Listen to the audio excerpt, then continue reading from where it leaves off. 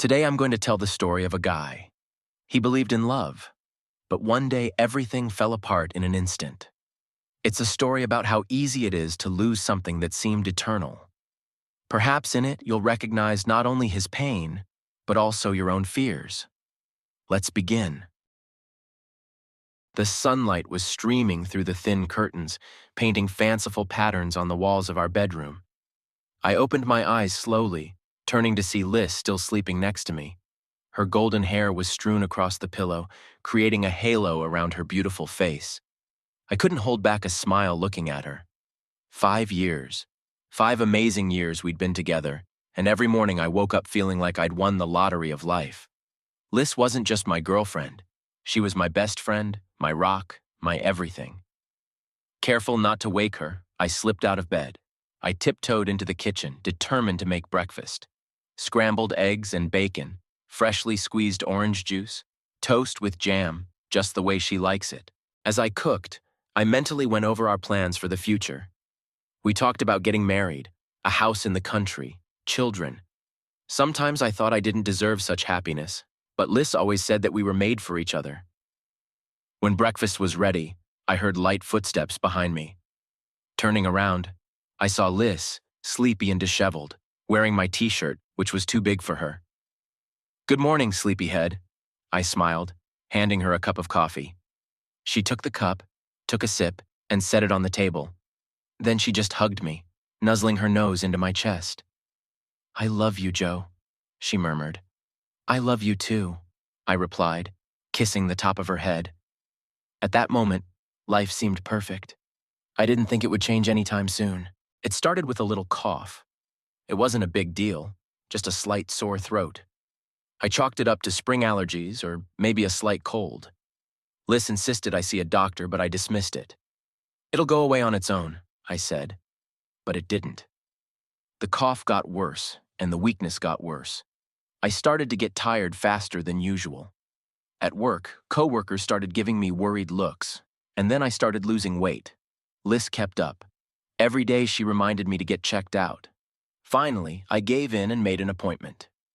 Dr. Harris, our family doctor, listened carefully to my complaints. His face grew more and more concerned as I described my symptoms. "Joe, I want you to get a full workup," he said at the end of the appointment. "Get some tests and a chest x-ray." His tone didn't bode well, but I tried not to panic. "Just a reassurance," I convinced myself. The week of waiting for the results was agonizing. Liz was there for me, supporting me, telling me everything was going to be okay. But I could see the fear in her eyes, no matter how hard she tried to hide it. Finally, the day came for a follow-up visit with Dr. Harris. Liz insisted on coming with me.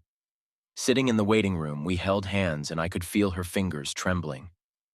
When we were invited into the office, Dr. Harris looked unaccustomedly serious. He was silent for a long time, going over the papers on his desk, and then he looked up at us. "Joe, Fox, I've got some bad news," he began. "The test results and scans show the presence of a rare disease. It's a type of lung cancer that's extremely rare, especially in people your age, Joe." I felt Liz squeeze my hand tighter. My ears rang, and the doctor's voice sounded distant. "What? What's the prognosis?" I heard my own voice. Dr. Harris sighed heavily. "I'm not going to lie to you. The prognosis is bleak. It's an aggressive form of cancer, and it's already advanced. We can try chemotherapy, but—" He stopped talking, and I understood without words. I had only months to live. The rest of the conversation was a blur. The doctor talked about treatment options, clinical trials, palliative care. I nodded, but I didn't absorb anything. All I could think about was how little time I had left. As we left the hospital, I felt like I was suffocating. Not from being sick, from the realization that my life, all of our plans with Liz, everything we'd dreamed of, was now crumbling before my eyes. Liz hugged me, and I heard her crying. I wanted to comfort her, to tell her everything was going to be okay, but I couldn't say a word. We just stood there in the middle of the parking lot, hugging and crying. At home, we sat in silence for a long time. I stared at one point, trying to comprehend what had happened. Liz fussed around me, offering me tea or blanketing me with a blanket. We'll get through this, she finally said, sitting down next to me and taking my hand. We'll fight. I'll be with you every second, do you hear me? I looked up at her.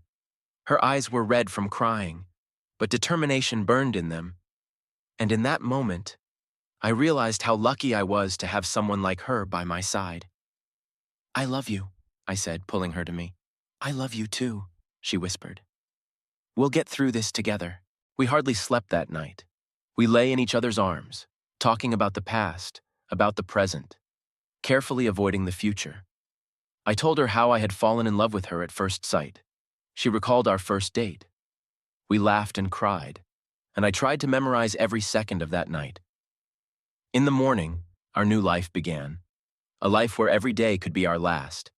The next weeks passed in a cycle of doctors, tests, and procedures. We decided to fight to the end, to try every possible treatment option. Liz was there for us all the time. She took time off work to accompany me to all my appointments. She held my hand during chemotherapy, wiped the sweat off my face when I was nauseous, read me books when I didn't have the strength to even open my eyes. I could see how hard it was for her to take care of me. She was thin, dark circles under her eyes, but every time I tried to talk about it, she cut me off. Don't even think about it, she said. I'm not going anywhere. We're in this together, remember? And I was grateful to fate for such love. The treatment was grueling. The chemotherapy was draining me of all my strength. I was losing my hair. I could barely eat. But there was hope in my heart. Liz was there for me. She believed in me, and that gave me strength. One day, when we returned home after another session of chemotherapy, I felt particularly bad. I was nauseous. My whole body ached. I was lying on my bed, feeling completely helpless. Liz was sitting next to me, holding my hand. Suddenly, I saw a tear roll down her cheek. Hey, I whispered, trying to smile. It's okay. She shook her head, trying to hold back her sobs. I'm sorry, she said. I should be strong for you. And instead, I pulled her to me, hugging her as tightly as I could in my condition. You're the strongest person I know, I said. And you don't have to apologize for your feelings. We both have a right to be weak sometimes. We lay like that, hugging and crying for a long time. And in that moment, I realized that whatever my fate was, I had already won. Because I had experienced the kind of love that most people can only dream of. Days merged into weeks, weeks into months. We lived from one test to the next, from one chemotherapy session to the next. Every good day we celebrated as a small victory. Liz tried to make my life as full as possible. When I had the energy, we'd go to the park or to the movies. She arranged romantic dinners at home when I couldn't go out. We watched old movies, listened to music, just talked for hours. One day, she brought home a kitten, a little ginger lump she'd found on the street. He needs a home, she said, and we need someone to take care of it together. I looked at the tiny kitten, who was asleep on my chest within a minute, and felt my heart grow warm. We named him Lucky. Lucky became our little ray of light in the darkest days.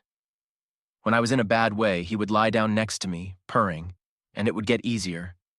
But despite our best efforts, the disease progressed. I could feel my strength leaving me day by day. I could see the worry in the doctor's eyes, hear them whispering to Liz, thinking I was dreaming. And yet I never gave up. For Liz, for us, for the life we had planned together. One night, as we sat on the couch, wrapped in plaid with Lucky purring in our laps, Liz suddenly turned to me. Let's get married, she said. I looked at her, surprised. Right now? She nodded, her eyes shining. Yes, right now. I didn't want to wait another minute. And so we did. The next day we went to City Hall. I was weak and could barely stand, but it was the happiest day of my life. Liz was beautiful in a simple white dress she bought on the way. I wore my best suit, which now hung on me like a hanger. But as we said our vows, looking into each other's eyes, nothing else mattered. In sickness and in health, Liz said, and her voice trembled. For the rest of our lives, I replied, squeezing her hands.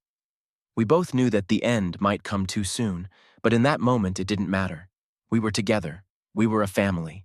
Our wedding journey, took place in a hospital room. A few days after the ceremony, I had a massive seizure and was hospitalized. But even there, lying under the IVs, I felt the happiest person in the world. Liz stayed by my bedside, reading to me, telling me funny stories, making plans for a future we both desperately wanted to believe in. As the weeks went by, I noticed Liz going away more and more on business. She attributed it to work. She had to go back to the office so we could pay our medical bills. I felt guilty that I could no longer provide for my family. But Liz always reassured me. "We'll get through this," she said, kissing my forehead. "The important thing is that you get better." I tried not to show how hard it was for me without her. After all, she gave me all her free time. But sometimes, lying in an empty room, I felt incredibly lonely. Lucky became my constant companion. By some miracle, Fox had persuaded the hospital staff to let the kitten stay with me. "Animals help with recovery," she said, and no one dared to contradict her. One evening, when Liz was late at work again, I felt particularly lousy. Not physically. I was almost used to the constant pain and weakness. No, it was mental pain, an acute sense of loneliness and fear. I reached for the phone to call Liz. I just needed to hear her voice, to make sure she was there for me, even if not physically. Dialed the number. It rang. 1, 2, 3. "Hello?" Her voice sounded a little out of breath. "Hello, my love," I said, feeling the sound of her voice making me feel better. "How are you? Joe? Oh, hi, honey. Yep, I'm fine. A lot of work, you know." We talked for a few minutes. Liz told me about some problems at work, about how much she missed her. I listened to her voice with my eyes closed, imagining she was there. "Okay, honey, I gotta run," she finally said. "I'll be there tomorrow morning, okay? I love you." "Love you too," I replied. I heard the end of the call, but for some reason the connection didn't end. That's weird. I was about to hang up when I heard a man's voice. "She's gone?" I froze. "What's going on?" Yeah, it was Liz's voice. It was Joe. Poor guy. He's so alone in this hospital. "You don't have to feel guilty," said a man's voice. "You're doing the best you can." "I know, but..." Liz sighed. "Sometimes I feel like I'm betraying him." "You're not betraying him. You're just living your life. He'd want that for you." I could hear them moving. The creak of the bed. The rustle of clothes. "Let's not talk about Joe right now," the man said. And then I heard moans. The moans of the foxes I knew so well. But they weren't meant for me now. I don't remember hanging up the phone. I don't remember how I spent the rest of the night. I only remember the deafening pain in my chest that had nothing to do with cancer. Liz came in the morning. She looked a little tired, but she was smiling as always. "Good morning, love," she said, kissing me on the cheek. "How are you feeling?" I looked at her and didn't recognize her. How could this woman who swore to love me in sickness and in health do this to me? "Joe, what's the matter? Are you not feeling well?" I shook my head. "No," I said. "I'm fine. I'm just, tired a little." Liz stroked my arm, and her touch, which had been comforting before, now burned. "Rest, sweetie. I'll stay with you." I closed my eyes, pretending to fall asleep. I kept asking myself the same question. How long has this been going on? What am I supposed to do now? The cancer was eating away at my body, and Liz's betrayal was destroying my soul. And I didn't know which would kill me first. The days after that fateful phone call became one endless nightmare. Every time Liz came into the room, it was torture. Her smile that used to light up my life now seemed like a fake mask. Her touch, once comforting, was only disgusting.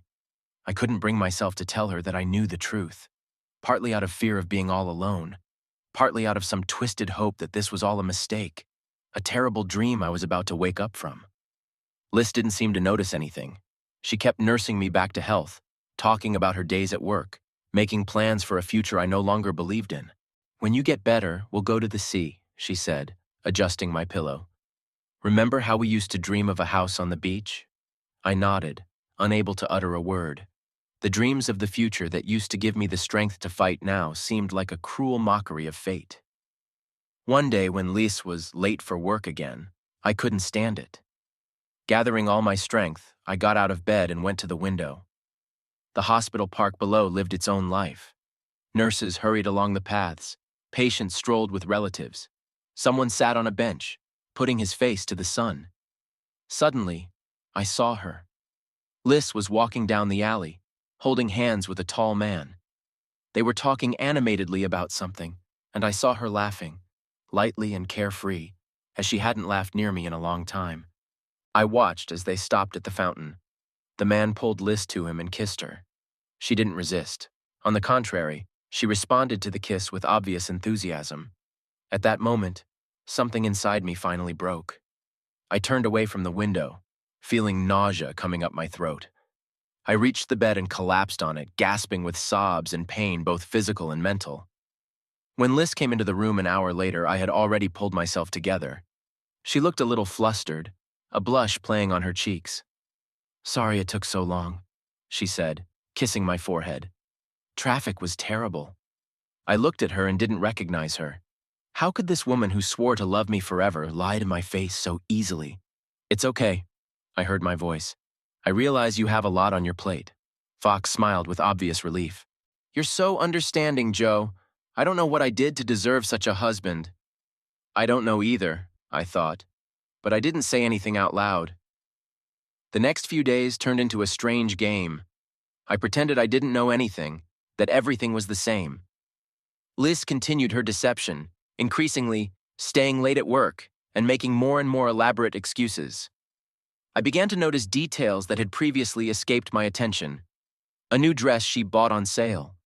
The unfamiliar perfume that I could barely smell when she leaned toward me. The messages she'd replied to while turning her phone screen away from me. Every little thing like that was like a stab to the heart. But I kept silent, unable to find the strength to confront her. Perhaps I would have continued this silent torture if it hadn't been for an accident. One evening, when Liz was about to leave again, I asked her to hand me a glass of water. She reached over to the bedside table and accidentally touched her purse. It fell, and its contents scattered on the floor. Liz rushed to pick up her things, and suddenly I saw a small box fall out of her purse. It opened, and a ring rolled out onto the floor. A man's wedding ring, but not mine. Time seemed to stop. Liz froze with her hand outstretched, looking at the ring with horror. I stared at the ring and then at her, feeling a wave of anger and pain rising inside. "Joe, Liz started, but I interrupted her. "Don't," I said, and my voice sounded unexpectedly calm. "I know everything. I've known for a long time." Liz turned pale. She sat on the edge of the bed, still holding the ring in her hand. "A long time?" was all she could manage to say. I nodded. "Since the night you forgot to hang up after we talked." Liz covered her face with her hands. Her shoulders shook with sobs. "Joe, I'm sorry, please forgive me. I didn't mean for things to turn out this way. Do you love him?" I asked, surprised at my own calmness. She looked up at me with tearful eyes. "I don't know. Maybe I do. But I love you too, Joe. I really do." I grinned bitterly. "Is that why you lied to me all this time? Is that why you let me believe we had a future when you yourself were planning a life with someone else?" Liz shook her head. "I didn't plan it. It just happened. I was so scared of your illness, so lonely." "And me?" I interrupted her. "You think I'm not scared? You think I don't feel alone, lying here day after day, knowing I'm dying?" My voice trailed off, and I coughed. Liz rushed to me, trying to help me, but I pushed her hand away. "Don't touch me!" I wheezed. She pulled back, tears rolling down her cheeks. "What am I going to do, Joe?" she whispered. "Tell me, what do I do?" I closed my eyes, feeling the fatigue come in waves. "Go away," I said quietly. "Just go." "But go away," I shouted, and that shout echoed through my body. "I don't want to see you again, ever again." Liz stood still for a few seconds. Then she silently gathered her things and headed for the door. At the threshold, she stopped. "I really loved you, Joe," she said without turning around. "And I still do." And then she was gone and I was alone. The next few days passed like a blur. I lay staring at the ceiling, trying to figure out how my life had become such a nightmare. Nurses came and went, changing IVs, checking vitals, but I barely noticed their presence. Lucky, my faithful kitten never left my side. It was as if he sensed my pain and tried to comfort me by purring and snuggling up to me. Sometimes it seemed to me that he was the only reason I was still holding on. The third day after Liz left, Dr. Harris came into the room. He looked worried. "Joe," he said, sitting down beside the bed. "How are you feeling?" I shrugged my shoulders. "What difference does it make how I feel?" "Your vitals have gotten worse in the last few days," the doctor continued. "Have you stopped taking your medication?" I remained silent. Indeed, the pills the nurses had left on the nightstand remained untouched. Dr. Harris sighed. "Joe, I know this is hard for you, but you mustn't give up. You still have a chance." "To what?" I interrupted him. "A few more months of misery? A life of nothing but pain and betrayal?" The doctor put his hand on my shoulder. "You have friends, family, people who love you. You are not alone." I grinned bitterly. "Where are they, these people? I hadn't seen anyone but the nurses in a week." Dr. Harris looked embarrassed. "Your wife. She asked us to keep visitors away. Said you needed to rest." I felt a wave of anger rising inside. Even now, Liz was still in control of my life, deciding for me. "I want to see my friends," I said firmly. "And my family. Please tell them they can come." The doctor nodded. "All right, Joe, I'll tell them. Now please take your medication. Promise?" I nodded, even though everything inside me was resisting.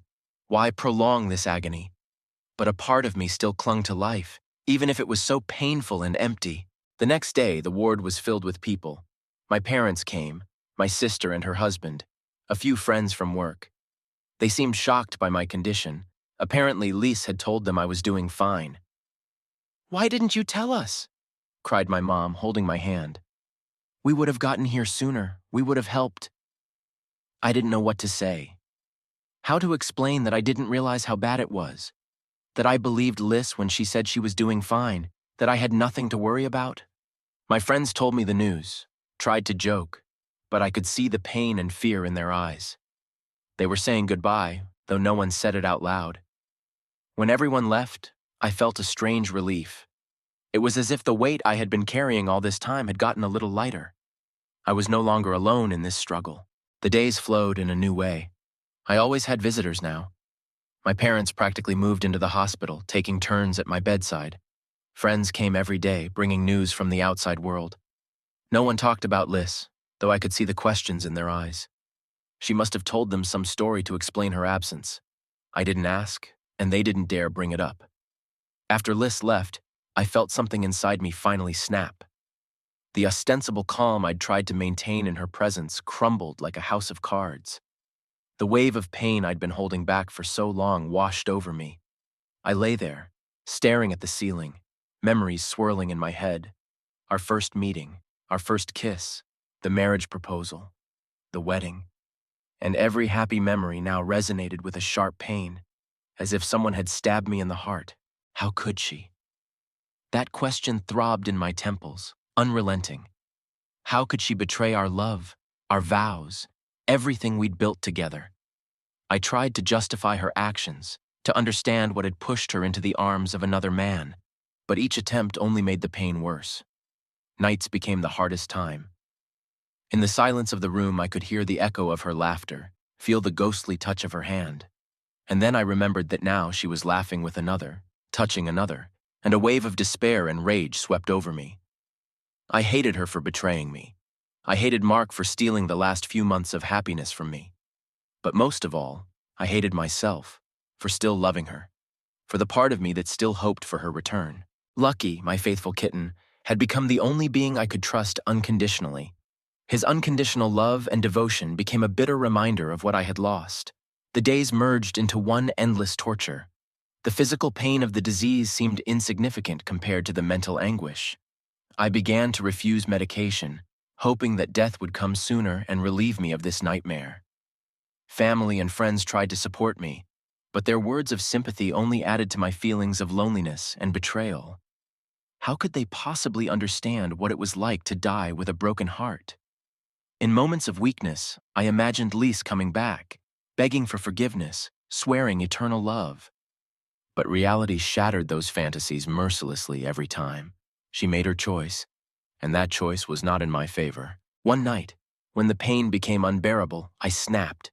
I screamed, threw a glass of water at the wall, burst into tears like a child. The nurses came running at the noise, tried to calm me down, but I was beyond calming. Years of love, hopes, plans for the future. Everything shattered, leaving behind only sharp shards that hurt my soul. After that breakdown, it was like I was empty. The pain didn't go away, but it became dull, all-consuming.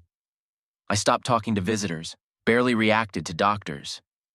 The only one who could still give me any kind of reaction was Lucky. I could feel the life slowly leaving me. But instead of the relief I expected, came bitter disappointment. I was leaving this world without ever realizing why love, which should have been the most beautiful feeling on earth, had brought me so much suffering. In my last days, I thought a lot about betrayal, about how it destroys not only relationships, but the very essence of a person. I was dying not only from cancer, but from the poison of lies and betrayal that had poisoned my entire being. Going to sleep at night, I didn't know if I would wake up in the morning. And frankly, I didn't want to wake up, because each awakening brought a new wave of pain and realization of loss. They say you should forgive everyone before you die. But I couldn't. I didn't want to. This pain, this bitterness of betrayal became a part of me, and I carried it with me into the darkness that grew closer and more desirable with each passing day. The days dragged on endlessly. Each morning I opened my eyes and felt the disappointment of still being alive. Pain, physical and mental, became my constant companion. I had almost gotten used to it, the way one gets used to a chronic illness. The nurses rotated in and out, putting in IVs, changing beds. I barely noticed them. My world had shrunk to the size of a hospital room, but even here the ghosts of the past did not leave me alone. Every corner, every object reminded me of Liz. Here she sat holding my hand. There was the vase of flowers she brought every week. On the nightstand still lay the book she'd started reading aloud to me but never finished. I tried to get rid of those memories, but they embedded themselves in me like the smell of a hospital embeds itself in your skin. Sometimes I felt like I was going crazy. I could hear her voice, smell her perfume, and then reality would hit me again, and the pain would become almost unbearable. Lucky was my only solace. It was as if he sensed my condition and tried to be by my side every minute. His purr was sometimes the only sound I could bear. One morning, when the nurse was changing the IV, I heard a conversation outside the door. Someone was asking about me. A woman's voice, vaguely familiar. I strained my hearing, trying to make out the words. "He's very bad," Dr. Harris was saying. "And I'm not sure if the visit's now." "Please," a woman's voice interrupted him. "I need to see him, just for a minute." Something in that voice made me wince. It was so similar to Liz's voice, but different at the same time. More mature, with a hint of fatigue and guilt. The door opened, and a woman appeared on the threshold. I blinked, not believing my eyes. It was Liz, but not the Liz I knew. She looked older, her hair was cut short, and there was a deep sadness in her eyes. "Hi, Joe," she said quietly. I didn't know if I'd ever come, but I had to see you." I was silent, unable to utter a word. Part of me wanted to scream, to kick her out. The other part of me desperately wished she'd come closer. Liz took a few tentative steps and stopped by the bed. "You probably hate me," she continued. "And I understand. I hate myself for what I did." I stared at her, trying to understand my feelings. Anger, pain, love, all mixed into some toxic cocktail. "Why did you come here?" I finally squeezed out. My voice sounded hoarse from the long silence. Fox lowered her eyes. "I wanted to apologize, even though I know I don't deserve it." I grinned bitterly. "Forgiveness? After everything you've done?" She nodded, and I could see the tears rolling down her cheeks. "I know I hurt you. I know I betrayed you at your worst moment. But I couldn't. I couldn't watch you die. It was beyond me." "And that's why you decided to finish me off?" I asked, feeling a wave of anger rising inside. Liz shook her head. "I'm not making excuses. What I did was unforgivable. But I want you to know that I loved you. I always have, and I do now. I closed my eyes, trying to hold back the tears. How could she talk about love after everything she'd done? What about Mark? I asked, trying to put as much venom into my voice as I could. Do you love him too? Liz flinched as if struck by a blow. Mark's gone, she said quietly. He died in a car accident 3 months ago. I opened my eyes, stunned by the news. Part of me felt grimly satisfied, and I was immediately ashamed of that feeling. I'm sorry, I said, not believing my own words.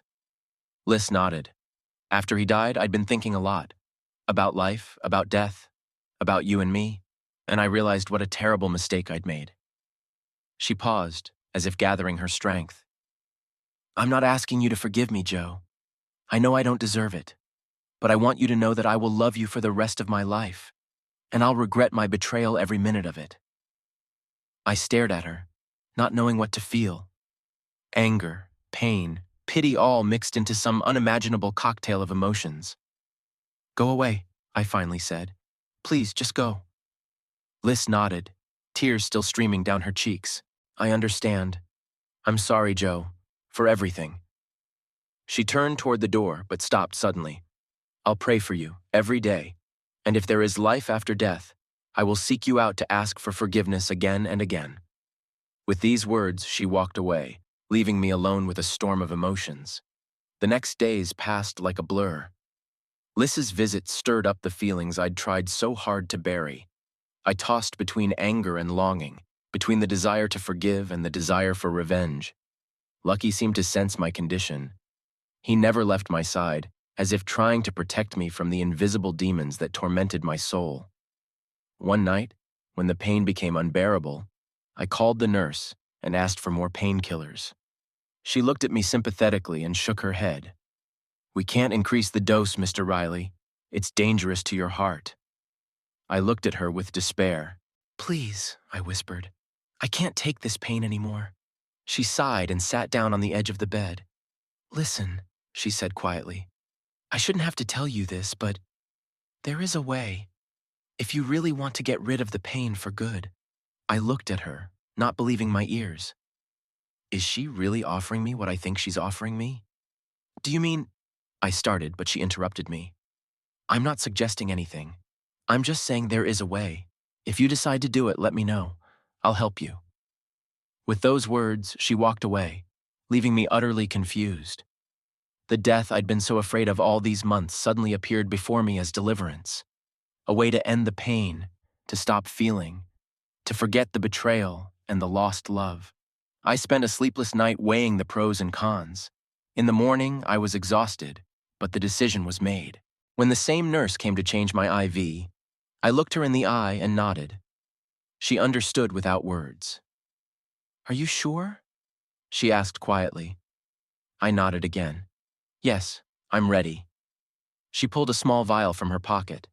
It's painless, she said. You'll just fall asleep and never wake up again. I stared at the vial, feeling strangely calm. This was it, the solution to all my problems. The end of pain, of suffering, of betrayal. Wait, I said suddenly. Can I have some time to say goodbye? The nurse nodded. Of course, I'll be back in an hour. Left alone, I looked at Lucky, who was sleeping at my feet. Hey, buddy, I called out to him. The kitten opened his eyes and stretched. I stroked him, feeling tears come to my throat. I'm sorry to leave you, I whispered. But it's for the best, for everyone. I pulled out my cell phone and dialed my sister's number. When she answered, I tried to speak as calmly as I could. Hi, Emma. I just wanted to tell you that I love you. And Mom and Dad, too. Thank you for everything. Joe? What's wrong? She sounded worried. Nothing, I lied. I just felt I had to say it. We talked for a few more minutes. I tried to memorize every word, every intonation. It was my last conversation with my sister. Then I wrote a short letter to my parents, apologized for not being stronger, asked them not to blame themselves, told them I loved them. There was one more call I had to make, the hardest one. I dialed Liz's number, praying she wouldn't answer. But after the third ring, I heard her voice. Joe? Her tone sounded surprised in something else. Hope? Hi, Liz, I said, trying to make my voice sound normal. I just wanted to tell you something. Joe, what's wrong? Are you okay? I took a deep breath. I forgive you, Liz, for everything. I want you to know that. There was silence on the other end of the line. Then I heard her sob. Joe, thank you. I don't deserve it, but thank you. Goodbye, Liz, I said quietly. Be happy. I hung up the phone, feeling strangely relieved. It was like a huge weight had been lifted off my shoulders. The nurse came back exactly an hour later. She looked at me questioningly, and I nodded. I'm ready, I said. She took out a vial and a syringe, filled the syringe with clear liquid from the vial. Are you sure? She asked again. It's irreversible. I looked at Lucky, who was purring in my lap, at the sunlight streaming through the blinds, at my hands gaunt and covered in drip marks, and suddenly I realized I couldn't do this. Not now. Not like this. No, I said, surprised at myself. I can't do this. The nurse looked at me with surprise and, I thought, relief. Are you sure? She asked, removing the syringe. I nodded, feeling something new growing inside me. Not hope, no, more like determination. Yes, I'm sure. I want to fight. She smiled and put a hand on my shoulder. You're a strong man, Mr. Riley, stronger than you think you are. After she left, I lay staring at the ceiling for a long time. Something had changed in me. The pain hadn't gone away, but now it seemed less significant. Like I was looking at it from the outside, not drowning in it. The next few days passed in a blur. I began to notice things I hadn't seen before. How beautifully the sun played on the leaves of the tree outside my window. How softly Lucky purrs when I pet him. How genuinely smiling the nurses are when they come to check on my condition. I asked the doctors to tell me everything about my condition, without hiding anything. They were surprised but agreed. I listened to their explanations, asked questions, took notes. The knowledge was frightening, but at the same time gave me a strange sense of control. One morning, Dr. Harris walked into the room. He looked worried. Mr. Riley, he began, I have some news. I don't know if it's good or bad, but anyway, there's an experimental treatment. It may help, but the risks are very high. I listened to his explanation, feeling the excitement growing inside. The chances were slim, but they were there. Until a few days ago, I'd been ready to give up. I agree, I said before I even finished listening. When can we start? Dr. Harris smiled. That's the spirit. We'll begin preparations immediately. The following weeks were the most difficult of my life. The treatment drained me of all my energy. There were days when I regretted my decision, when I wanted to give it all up. But every time I was ready to give up, I remembered the moment I gave up the easy way out. My family was there for me every day. I could see the fear in their eyes, but also the hope. They believed in me, and that was empowering. Liz didn't show up, and I was thankful for that. I wasn't ready to face her again, but sometimes, in my worst moments, I remembered her words of love and forgiveness. And in a strange way, it kept me going. Weeks went by, then months. I went through hell over and over again. But with each passing day, I felt something new growing inside of me, a strength I didn't even know I had. And then the day came when Dr. Harris walked into my room with a wide smile on his face. Mr. Riley, he said, I have great news. The treatment is working. The tumor is shrinking. I stared at him, not believing my ears. Could it really be true? Could I really win? That doesn't mean it's over, the doctor continued. There's still a long way to go, but you're on the right road. I nodded, tears welling up in my eyes. But they weren't tears of despair, but tears of relief and hope. That evening, after all the visitors had left, I sat at the window for a long time, watching the sunset. Lucky curled up in my lap, purring his endless song. I thought about the past months, the pain and despair I'd been through, about the betrayal that nearly broke me, and the strength I found in myself. Yes, Liz betrayed me. Yes, it had caused me unbearable pain. But I realize now that that pain doesn't define me. I am more than my pain, more than my illness, more than someone else's betrayal. I didn't know what lay ahead of me. Recovery, new challenges, maybe even new love. But I knew one thing. I was ready to face that future. Whatever it was. I looked at the phone on the nightstand. Liss's number was still there. Part of me wanted to call her to tell her the good news. But I realized I wasn't ready for that. Not yet, I wasn't. Instead, I opened the notebook on my phone and started writing. About my feelings, about my journey, about the lessons I've learned. Maybe someday I'll turn this into a book. A story not about betrayal, but about overcoming. About finding strength where it seemed there could be none. As I fell asleep that night, I felt a strange calmness. Yes, there were still many challenges ahead. Yes, the pain wasn't completely gone. But now I knew I could handle it. Because I'm stronger than I thought. Stronger than my illness. Stronger than anyone else's betrayal. I closed my eyes, listening to Lucky's measured purr, and for the first time in a long time, I looked forward to tomorrow. Because tomorrow is a new chance. A new opportunity to fight, to grow, and maybe even to forgive. Because after all, forgiveness is not weakness. It is perhaps the strongest act a person can do. And maybe one day, I'll find the strength to truly forgive Liz. Not for her sake, but for my own. In the meantime, I'll live, day by day, one step at a time, toward an unknown future. But now I knew that no matter what happened, I could handle it. Because I am more than just a victim of betrayal. I am a survivor. I am a fighter. And my story isn't over.